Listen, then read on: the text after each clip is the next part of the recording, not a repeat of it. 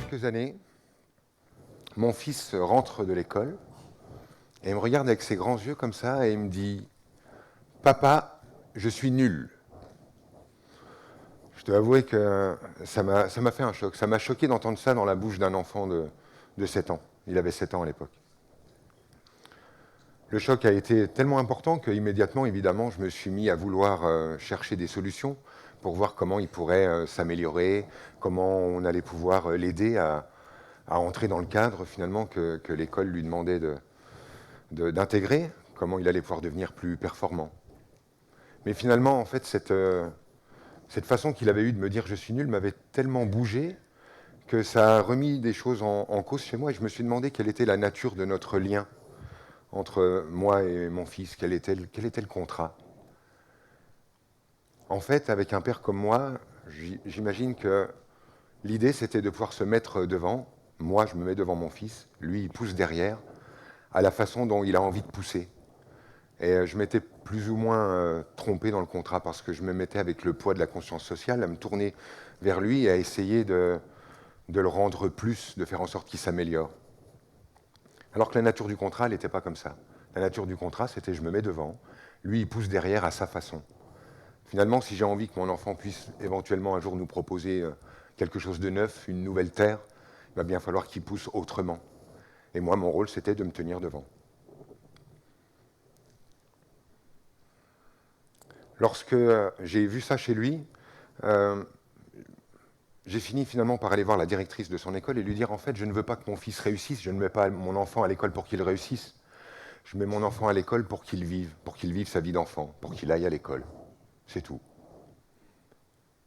Je me suis demandé pour moi et je me suis aperçu que finalement, ma vie, ça avait été exactement ça aussi. Mon enfance, c'était des gesticulations pour attirer l'attention de papa, pour être beau à ses yeux. Alors, je faisais toujours en sorte d'être plus. Je pensais qu'il fallait que je sois plus malin, plus intelligent, ou plus rapide, ou plus fort, ou que je saute plus haut. Enfin, j'avais toujours tenté d'être plus. Et je me suis engagé comme ça, tranquillement, sans même me rendre compte, sur la voie de devenir la bonne personne, le bon fils, puis le bon père, l'homme bon. Et dans cette quête de l'homme bon, j'ai ouvert, mes idées à la spiritualité. J'ai voulu visiter des mondes, essayer de comprendre comment ça fonctionnait. Lorsque j'ai croisé le monde judéo-chrétien, chez moi, ça a surtout laissé la trace de tu es un pécheur de naissance, tu dois t'améliorer, tu dois te purifier pour avoir une fois de plus le droit de plaire au Père. Puis, allant un peu plus loin encore dans cette direction, je me suis retrouvé finalement à entrer en connexion avec d'autres formes de spiritualité qui, elles aussi, m'enseignaient finalement que je devais m'améliorer, qu'il fallait que je grandisse, qu'il fallait que je me purifie, qu'il fallait que je sois dans l'instant présent, pas dans le jugement, dans l'amour. Puis, enfin, au bout d'un moment, tout ça, ça m'a fait une espèce d'amalgame, une pression, qui a fini en fait par déclencher chez moi une forme d'indignation. Je ne voulais plus entendre et acheter la croyance que finalement un humain c'est un problème à résoudre, qu'il y a quelque chose qui tourne pas rond chez moi dont il s'agirait de se méfier et qu'il faudra toujours tenter de s'améliorer.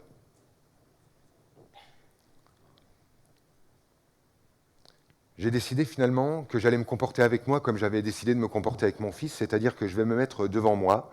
Là, il y a Franck, et derrière, il y a le petit Franck. Et je laisserai maintenant plus personne me faire croire qu'il est un problème à résoudre, qu'il s'agit de le rendre normal. Maintenant, en fait, si on veut tordre Franck, ben on trouve Franck devant. Je me pose devant moi comme j'ai pu me poser devant mon fils. C'était bien pour moi, ça, de ressentir ça, cette capacité de poser de l'autorité sur mon territoire et me sentir, voilà, je suis Franck, et ça suffit. Mais après, je me suis demandé, en fait, comment ça pouvait fonctionner pour les autres, pour le monde. Et à travers les milliers de personnes que j'ai vues dans mes stages, j'ai fini par obtenir des réponses à propos de qu'est-ce que c'est que réussir la vie. J'aurais demandé, c'est quoi pour vous réussir la vie? Et je pourrais vous poser la question, si je vous voyais. C'est quoi réussir la vie? Alors j'ai eu quelques réponses. Il y en a qui m'ont dit, réussir la vie, c'est simplement être heureux. D'autres m'ont dit, réussir la vie, c'est remplir le contrat social, une réussite sociale. D'autres m'ont parlé de vivre dans l'instant présent, et que ce serait peut-être ça la réussite. Et finalement, pour voir si c'était valable, je me suis je me suis dit que j'allais proposer ces pseudo-réussites, ou ces réussites possibles, à mon grand-père sur son lit de mort. Alors je l'ai imaginé ici, et j'ai dit, voilà, alors là, il y a mon papy, il est là. Il n'était pas très grand. Et il est là sur son lit de mort, et je vais lui poser la question. J'approche et je dis, papy, en fait, le but de la vie, c'est être heureux. Ah, oui, d'accord, t'as perdu 2 enfants. Ah, et puis la guerre. Ah, ok. Ah, bah écoute, t'as pas réussi. Ah, bah t'as raté ta vie. Faudra revenir. Ça marchait pas, vous voyez. Je suis allé le voir pour lui dire, alors, papy, il fallait réussir sa vie, en fait, c'est la réussite sociale. Voilà. Tu es pauvre. Ah, eh ben, raté une fois de plus. Ben oui, il faudra revenir. Hein. Donc, vous voyez le jeu, vous voyez où je veux en venir quand je lui pose la question de l'instant présent. L'instant présent, papy. Hein? Non, je dis l'instant présent. Hein? Ouais. Ah, tu sais pas, il s'en fout. Bon. Vous voyez où je veux en venir. Évidemment, pour lui, comme pour moi maintenant, l'idée de réussir la vie est une vraie question que je trouve presque absurde aujourd'hui. Parce qu'en fait, l'idée de réussir la vie contient l'idée qu'on peut échouer sa vie. Est-ce que mon grand-père a échoué sa vie? Est-ce qu'on peut dire ça? Parce que c'est vrai que c'est assez simple pour nous de dire et de parler de l'idée de réussir une vie, mais il faudrait qu'on se mette où? À quel endroit il faudrait se placer pour pouvoir dire d'une personne qu'elle a échoué, qu'elle a raté sa vie?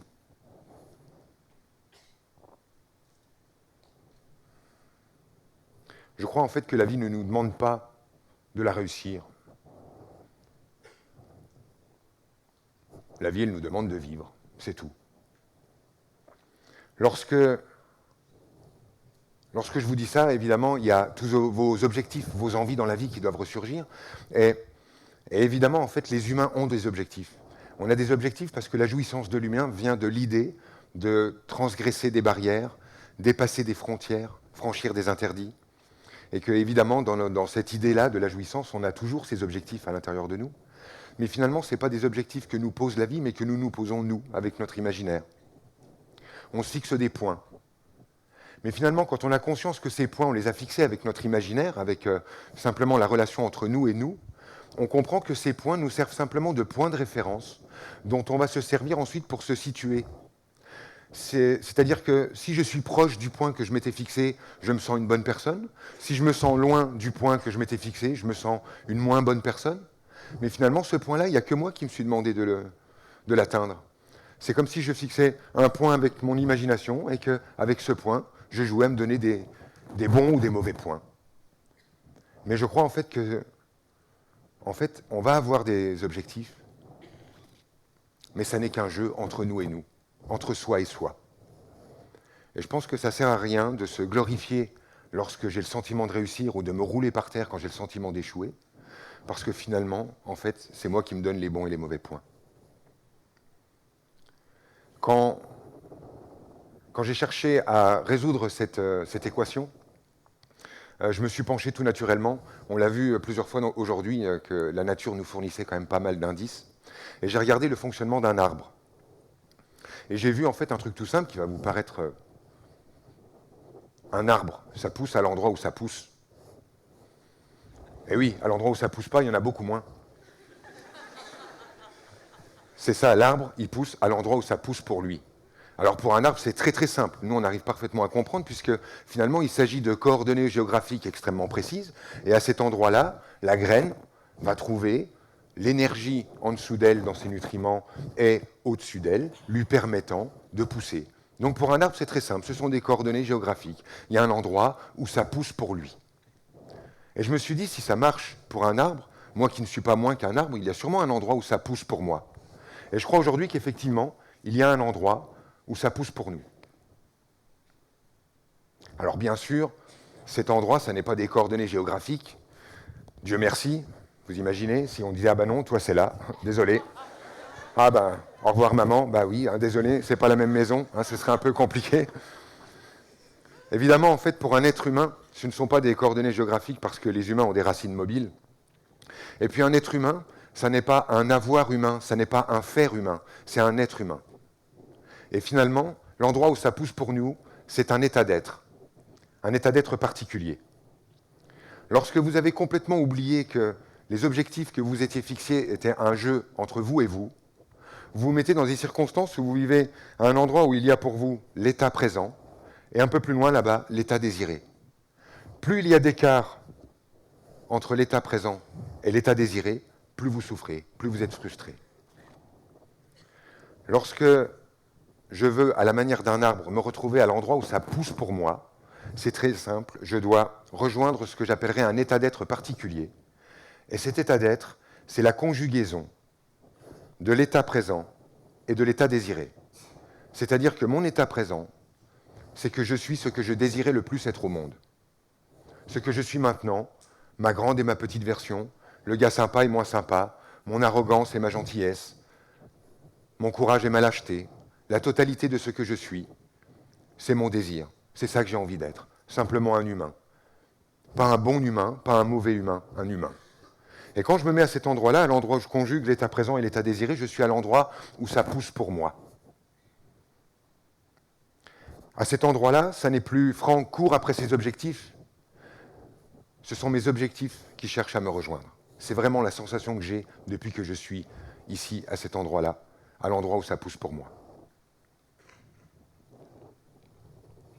Finalement, aujourd'hui, j'ai entendu beaucoup de témoignages, peut-être un peu moins que vous parce que j'étais un peu dans les coulisses, mais dans les témoignages que j'ai entendu beaucoup de personnes finalement nous montrer que les moments les plus difficiles, les plus douloureux, les plus dévastateurs qu'ils avaient vécus avaient été également les moments les plus fondateurs. Et moi, ce que je vois dedans, ce sont des gens qui se sont retrouvés face à un événement dans la vie qui leur a demandé de se remettre naturellement à l'endroit où ça pousse pour eux, parce que la vie venait de leur demander d'abdiquer de leur désir incongru et puéril de vouloir la réussir. Et à cet endroit où ils se sont trouvés, à l'endroit où ça poussait pour eux, ils ont pu défier l'impossible. En tout cas pour mon fils dont je vous parlais tout au début, aujourd'hui, il n'est pas le premier de sa classe, il n'est pas le dernier de sa classe, mais il est à l'endroit où ça pousse pour lui. Merci.